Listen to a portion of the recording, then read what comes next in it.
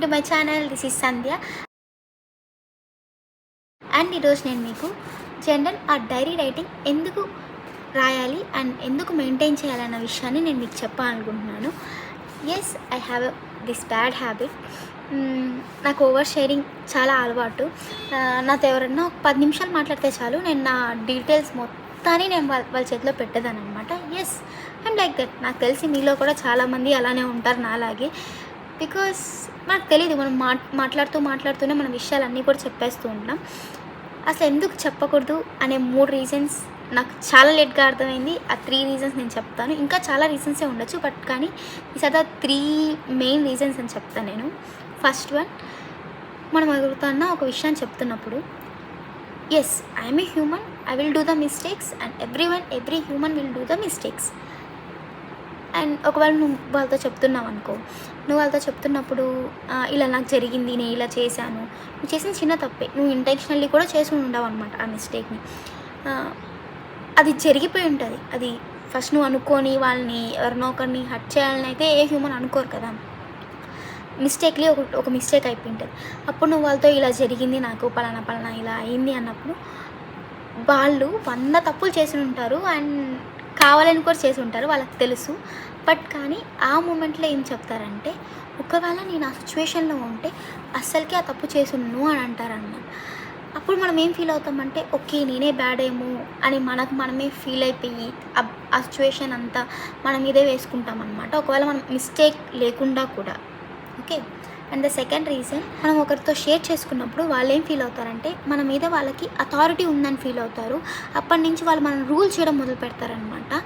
And then ఎప్పుడన్నా ఒకవేళ గొడవ వచ్చిందనుకో, మనం ఎవరితో అయితే షేర్ చేసుకున్నామో వాళ్ళప్పుడు ఆ పాత విషయాన్ని తీసి, నాకు తెలుసులే, నువ్వు ఇంతేలే అని అంటారనమాట. అండ్ మన ఇన్సెక్యూరిటీస్ని లేదా మన ఫియర్స్ని, మన పాస్ట్ జరిగిన కొన్ని బ్యాడ్ ఇన్సిడెంట్స్ని మనం వాళ్ళతో షేర్ చేసుకుంటాం. వాళ్ళు అది ప్రజెంట్లోకి తీసుకొచ్చి మనల్ని బాధ పెడతారనమాట. మనకి ఏదైతే హర్ట్ అవుతుంది అని మనం వాళ్ళతో చెప్పామో దాన్నే తీసుకొచ్చి ఖచ్చితంగా మళ్ళీ తిరిగి మనం హర్ట్ చేస్తారనమాట. అది చాలా బాధేస్తుంది. అండ్ మూడోది, ఇది నేను చాలా లేట్గా రియలైజ్ అయ్యా. ఎంతకాలం అని చెప్పి మనం ఇంకొక పర్సన్ మీద డిపెండ్ అయి ఉంటాం ఎమోషనల్లీ. అండ్ ఈ యొక్క విషయం అయితే మెంటల్లీ మనం గుర్తుపెట్టుకోవాల్సింది, మనం ఫైనాన్షియల్లీ అండ్ ఎమోషనల్లీ మనం ఎవరి మీద డిపెండ్ అవ్వకూడదు. ఎస్, మనం ఒక చిన్నప్పుడు అంతా మన పేరెంట్స్ మీద డిపెండ్ అవుతాం, కానీ ఒక పర్టికులర్ ఏజ్ వచ్చాక మనం ఫైనాన్షియల్లీ ఎమోషనల్గా డిపెండ్ అవ్వకూడదు. నాకు ఈ విషయం తెలుసు, కానీ ఎక్స్పీరియన్స్ చేశాకే అర్థమైంది. ఓకే, నేను ఒక మనిషితో ఎంత డిపెండ్ అవుతానంటే ఎమోషనలీ ఎంత డిపెండ్ అయి ఉన్నానంటే, ఒక పర్టికులర్ స్టేజ్లో ఒక మనిషి మీద మార్నింగ్ లైక్ ఒక రోజుకి నేను ఒక మనిషితో మాట్లాడాలి, ఖచ్చితంగా నేను మాట్లాడాలి. ఒకవేళ నేను మాట్లాడకపోతే నాకు ఏడుపు వచ్చేసేది అనమాట. చాలా బాధ ఫీల్, లైక్ అంతా నా మూడంతా చేంజ్ అయిపోయేది అనమాట. అండ్ ఈ విషయం అర్థమయ్యాక, okay, at that stage I feel I need myself.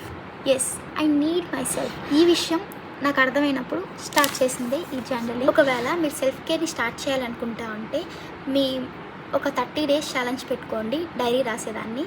And ఆ 30 days తర్వాత మీకే అర్థమవుతుంది మీరు ఎంత కాన్ఫిడెంట్గా ఇంకొకరికి మీ విషయాన్ని ఎంత షేర్ చేసుకోకుండా అలవాటు అవుతుంది అని చెప్పి. ఇది అయితే మోస్ట్లీ నేను ఓవర్ షేర్ చేసుకునే వాళ్ళకి కానీ, లేదంటే ఓవర్ థింకింగ్ చేసే వాళ్ళకి కానీ చాలా మంచిగా యూజ్ అవుతుందని అయితే చెప్పగలను. అంతే, మరి వీడియోకి మళ్ళీ ఇంకో వీడియోలో కలుసుకుందాం. అంతవరకు బాయ్ బాయ్.